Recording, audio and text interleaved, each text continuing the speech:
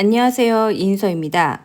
디자인을 하기 위해서 아이디어가 정리가 되어야 되는데, 처음부터 이 과정이 막연해서 구체화하는 작업이 잘 되지 않는다고 하는 사람들이 많이 있습니다. 그래서 오늘은 브랜드를 구체화하고 아이디어를 정리해서 컨셉 도출하는 방법에 대한 이야기를 하겠습니다. 예를 들면 화장품 디자인을 하고 싶다라고 얘기하는 친구들 중에 대부분은 자신이 화장품을 좋아하기 때문에 이 일을 하고 싶다는 얘기를 정말 많이 하는데요. 그렇다면 뷰티 브랜드에 대해서 얼마나 깊게 알고 있는지에 대해서 제가 질문을 합니다. 그런데 뷰티 업계에서 일을 하고 싶다는 다수는 소비자의 입장에서 제품을 구매하고 피부 관리를 좋아하거나 아니면 그저 예쁜 것을 좋아하는 헤비 유저인 경우가 많았고, 브랜드에 대해서는 잘 알지 못하는 경우가 많았습니다. 저는 이제부터는 생각을 좀 바꿔야 된다고 생각을 해요. 좋아하는 건데 소비자로서 좋아하는 것이 아니라 생산자의 입장에서 내가 일하고자 하는 업종에 대해서 바라봐야 한다는 것이죠. 음식을 가지고 저는 예를 많이 드는 편인데요. 음식을 가지고 얘기를 좀 해보겠습니다. 음식을 좋아하는 사람이 있습니다. 그런 사람들 중에 맛집을 찾아다니고 또 SNS를 통해서 자신이 방문한 곳을 알리거나 맛에 대한 평가를 하기도 합니다.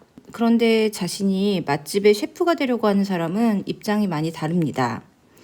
전국의 맛집을 다 찾아다니면서 식재료에 대한 분석이라던가 인테리어는 어떻게 되고 회전율이나 마진율, 직원 수, 심지어는 그 맛집의 요리 방법을 분석하기 위해서 쓰레기통도 뒤지고 이런 노력까지도 합니다.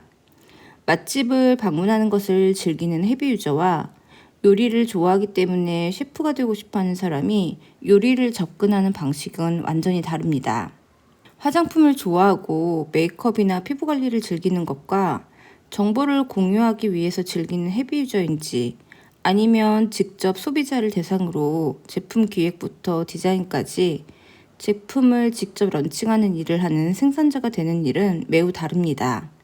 우리는 디자인을 하는 사람이기 때문에 이제부터는 생산자의 시각으로 제품 혹은 그 밖에 자신이 원하는 업종의 브랜드에 대해서 바라보는 시각으로 바꿔야 합니다. 시장을 바라볼 때 숲과 나무를 같이 살펴야 되고요. 숲과 연계된 것들을 연결시켜 더 넓은 곳으로 시야를 확장시키고, 나무를 살필 때에는 나무의 가지나 나뭇잎, 나이테, 이런 세부적인 것부터 나무와 관계된 풀벌레나 흙, 주변의 요소들까지 살펴서 관계성을 살펴봐야 합니다. 이 이야기를 다시 디자인에 적용해서 이야기를 해보면요. 화장품 시장에서만 계속 머물러가지고 유사 제품군만 들여다보고 있으면 안 되고요. 그렇게 되면 새로운 것을 도출하기가 어렵습니다. 그래서 화장품과 관계성이 큰 뷰티, 더 넓게는 패션, 더 넓게는 소비재까지 연결시켜 인사이트를 도출할 수 있어야 됩니다. 예를 들어 비건 화장품에 대해서 얘기를 한번 해볼게요. 비건이라는 단어는 일반적으로 음식에서 많이 사용되던 단어였습니다. 특히 국내에서는 비건이라는 단어가 익숙해진 거는 그렇게 오래되지도 않았는데요. 물론 동물 실험을 하지 않는 캠페인을 하는 화장품 회사도 있었고, 유기농 원료를 사용한다고 하는 브랜드들도 존재했었습니다. 그러다가 어느 날 식품에서만 사용되었던 단어 비건이 화장품과 만나서 새로운 트렌드가 되었습니다. 잘 생각해보면 비건 뷰티가 어느 날 갑자기 새롭게 발명되어 세상에 나온 것은 아니에요.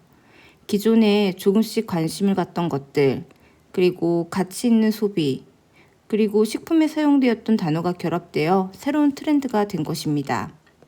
어떤 제품을 디자인을 할지, 그리고 특징은 어떻게 잡을지 고민을 하면서 많은 사람들이 막 구글링을 시작할 거예요. 만약에 구글에서 화장품 트렌드라고 검색을 하고 뉴스 기사를 수집하고 있다면 쓸모없는 자료를 수집하는 것이 될 것입니다. 우리는 지금 자료를 정말 쉽게 수집할 수 있는 시대에 살고 있잖아요. 근데 학생들에게 리서치를 해오라고 하면은 대부분이 인터넷 기사를 가져오는 경우가 굉장히 많습니다. 특히 신뢰성이 매우 부족하고 또 최신 정보도 아닌 되게 오래된 것, 혹은 광고성 기사 이런 것들을 가져오는 경우도 되게 많았어요. 이런 부분들을 잘 체크를 해야 합니다. 리서치를 한다고 해서 그냥 인터넷에 있는 자료를 그냥 덜렁 가지고 오는 것이 아니라요. 내가 얻은 정보를 간단한 키워드를 중심으로 정리를 해두고 그 관심 있는 키워드 그리고 조금 더 깊이 있는 혹은 추가적인 정보를 더 찾아서 깊이 있는 내용들을 알아봐야 합니다. 그리고 자료들을 통해 관계성을 찾고 어떻게 브랜드의 개성을 만들어갈지 관찰과 통찰을 통해서 아이디어를 도출해 나가야 합니다. 그냥 자료만 찾는 것이 아니죠. 다시 비건 뷰티에 대해서 예를 들어서 설명을 하겠습니다. 비건 뷰티라는 키워드를 중심으로 자료를 보고 있다면 현재 비건 뷰티의 대표적인 브랜드는 어떤 것이 있는지 그리고 브랜드가 전개된 과정 예를 들면 광고나 디자인, 마케팅 이런 것들을 정리해서 깊이 있고 세부적인 내용들을 수집할 수 있을 것입니다. 특히 마케팅이 어떻게 전개가 되는지, 비주얼 이미지를 사용을 한다면 모델은 어떤 사람인지, 브랜드에서 타깃으로 하는 소비자는 어떤 사람들인지를 살펴보는 것이 필요합니다. 저는 특히 화장품 브랜드를 살펴볼 때 그 비주얼 이미지를 어떤 식으로 전개하는지를 유심히 봅니다. 이거를 광고라고 본다면 어떤 매체를 통해서 집행하는지, 모델은 어떤 이미지를 가지고 있는지, 그리고 스토리는 어떤지 이런 것들을 중요하게 살펴보는 것이죠. 광고나 비주얼 이미지를 보면 브랜드에서 하고자 하는 메시지를 가장 쉽게 상징적인 내용을 파악할 수가 있습니다.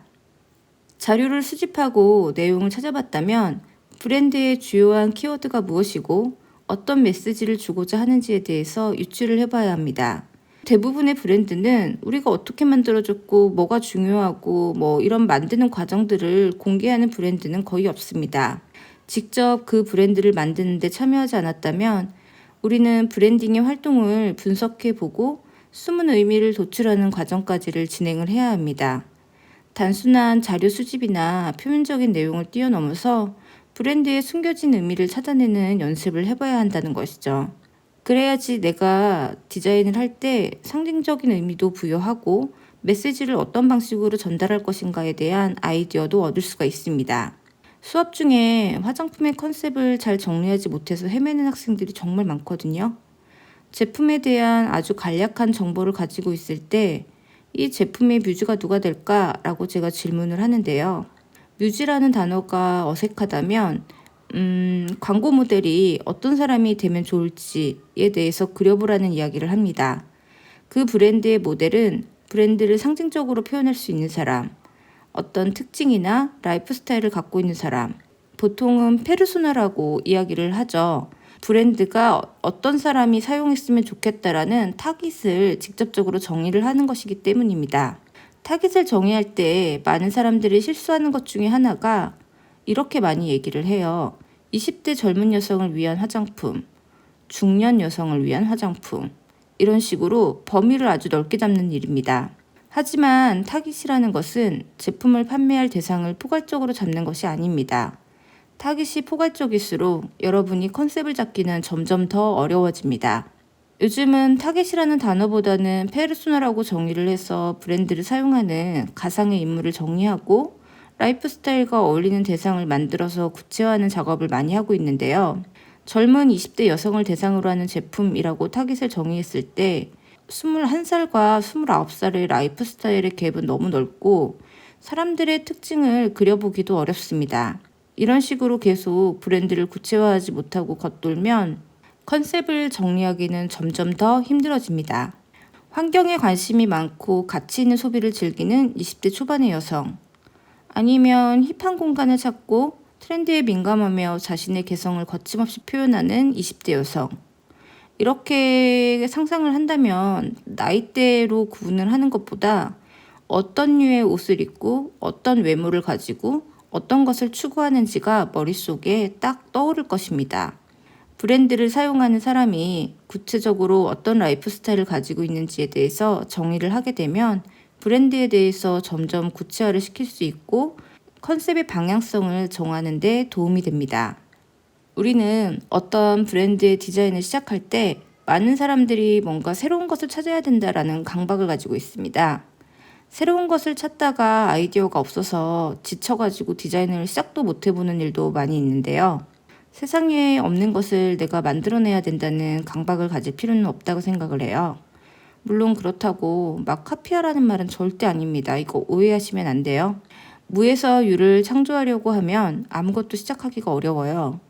기존의 제품을 분석해보면 대부분 성분이 유사하거나 같은 기능을 가지고 있습니다. 하지만 각 브랜드가 갖고 있는 표정, 메시지, 무드는 모두 개성을 가지고 있죠. 물론 카피 제품도 상당히 많이 있습니다. 디자이너가 하는 일은 새로운 제품을 발명하는 것이 아니라 브랜드의 메시지를 정리하고 그것을 비주얼화하는 것입니다. 우리가 새롭다, 트렌디하다라는 것들은 하늘에서 뚝 떨어진 것이 아닙니다. 기존에 있는 어떤 것에서 사회문화적인 현상이 추가되고 메시지가 더해지거나 아니면 다른 산업군에서 사용되던 어떤 것이 결합해서 새로운 것이 만들어지는 것이죠. 인류의 역사는 기존의 것에서 약간의 다른 아이디어, 조금 더 발전된 것들이 추가되어 발전이 되어 왔습니다. 어떤 제품을 할까라는 고민을 할 때 기존의 것에서 특징을 살릴 수 있는 플러스 알파를 찾는 것이 여러분이 아이디어를 찾는 데 도움이 됩니다. 20대 여성을 위한 피부 광채를 살리는 브랜드, 깨끗한 해양 심층수로 만든 토너, 어디서 많이 들어본 것 같지 않나요? 보통 디자인 의뢰를 받을 때 이런 식으로 제품의 기획서나 설명을 받게 됩니다. 대단히 새로운 제품은 사실 여기 없어요. 이런 제품에 대한 디자인 의뢰가 들어오면 디자이너는 피부 광채를 살리는 제품이니까 광채를 열심히 그려가지고 패키지에 넣거나 해양 심층수를 막 이것저것 그려봅니다. 일반적으로 디자이너들이 대응하는 방식이 보통 이렇거든요. 디자인이 이렇게 쉬운 것일까요?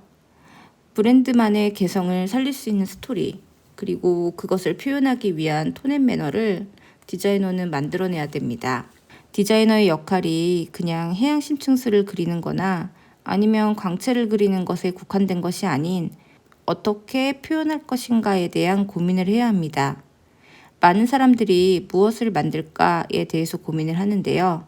무엇을 만들까 보다는 디자이너에게 중요한 것은 어떻게 표현할 것인가 라고 생각을 합니다.